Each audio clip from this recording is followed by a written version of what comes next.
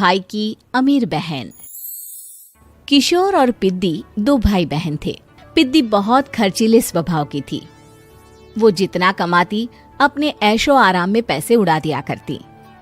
लेकिन किशोर समझदार था, घर को साथ लेकर चलना जानता था। अपनी बहन के जितना कमाता तो नहीं था, लेकिन फिर भी वो किसी तरह घर का खर्च चला लेता था। एक दिन पिद्दी किशोर से कहती है, किशोर, तुम थोड़ा ज्यादा क्यों नहीं कमाते? मेरे दोस्त रोज मेरा मजाक उड़ाते हैं। अरे बहन, मैं कोशिश तो कर रहा हूँ। अच्छा सुनो, अगले महीने रक्षाबंधन है, मुझे सोने का हार चाहिए, इससे कम कुछ भी ना लूंगी। अरे दिला दूंगा बहन। किशोर को पूरी रात नींद नहीं आती।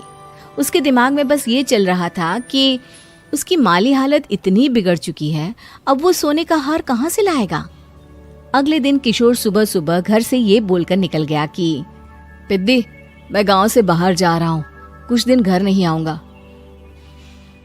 किशोर ने अपने काम के साथ साथ फेरी में कपड़े बेचने भी शुरू कर दिए, जिससे वो ज्यादा से ज्यादा पैसे कमा सके। रात में वो एक बिल्डिंग की चौकीदारी भी करने लगा। अपने काम से थोड़ा बहुत समय निकालकर बस कुछ घंटे की नींद ले पाता था। और कब वो कुछ दिन 1 महीने में बदल गए और रक्षाबंधन भी आ गया, पता ही नहीं चला। लेकिन किशोर अभी तक घर वापस नहीं लौटा। जहां वो काम करता था, पिद्दी के नाम का गुल्लक रखा हुआ था।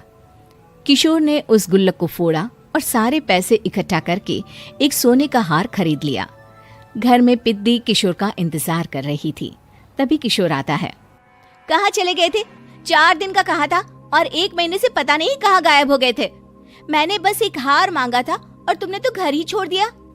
अरे मुझे थोड़ा काम मिल गया था। कुछ नहीं, सब समझती हूँ, बहाने थे तुम्हारे।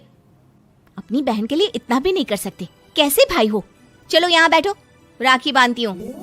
पिद्दी ने किशोर को राखी बांधी। वैसे ही किशोर ने अपनी बहन के हाथ में सोने का हार रख दिया। उसकी खुशी का कोई ठिकाना नहीं था। वो मिठाई खिलाए बिना ही नेकलेस लेकर चली गई और शीशे के सामने अपने गले में हार रखकर देखने लगी। किशोर ने लड्डू उठाया और खुद ही खा लिया।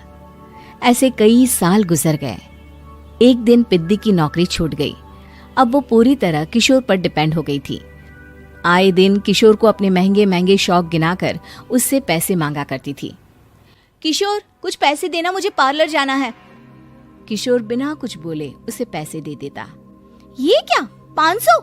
अरे इतने में तो मुझे पार्लर में एंट्री मिलेगी बस। अच्छा, देता हूँ ना ज्यादा। अरे कैसे भाई हो, अपनी बहन के लिए इतना भी नहीं कर सकते।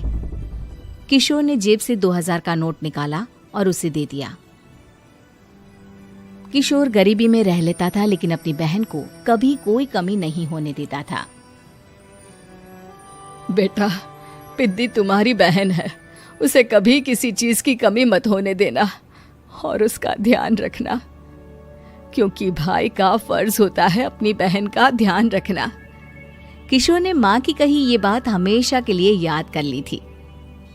शायद माँ की इसी बात की वजह से किशोर पिद्दी की हर जिद पूरी करता चला आ रहा था। किशोर, आज मैं अपने दोस्तों के साथ पार्टी करने जा रही हूँ, मुझे कुछ पैसे दो ना। किशोर पिद्दी को समझाता है, लेकिन पिद्दी नाराज होकर चली गई और अपने कमरे में सुबक सुबक कर रोने लगी। किशोर अपनी जेब से कुछ पैसे निकालता है और पिद्दी को दे देता है। किशोर खुद कभी अच्छे कपड़े नहीं पहनता, लेकिन पिद्दी को राजकुमारी की तरह रखता। पिद्दी के जाने के बाद किशोर अपने काम पर निकल गया। एक तरफ पिद्दी अपने दोस्तों के साथ मस्ती कर रही थी, तो वहीं दूसरी तरफ किशोर पैसे कमाने के लिए कड़ी मेहनत कर रहा था। कुछ और दिन ऐसे ही बीत गए। एक दिन पिद्दी एक लड़के को लेकर घर आई और उसे किशोर से मिलवाया। किशोर, मुझे इस लड़के से शादी करनी है, लेकिन इनके मम्मी पापा बोल रहे हैं कि उनको दहेज में एक कार चाहिए, तभी वो मेरा और पंकज का रिश्ता कबूल करेंगे। लेकिन बहन, कार खरीदना कोई सब्जी खरीदने के बराबर तो नहीं है। अरे कैसे भाई हो तुम, अपनी बहन के लिए इतना नहीं कर सकते? देखो, मैं ज्यादा इंतजार नहीं कर सकती, तुम्हें 1 साल में मेरे लिए कार खरीदनी ही होगी। अच्छा पंकज, एक काम करो, कल तुम अपने माता पिता को घर बुला लो, मैं उनसे तुम्हारे और पिद्दी के रिश्ते की बात कर लेता हूँ।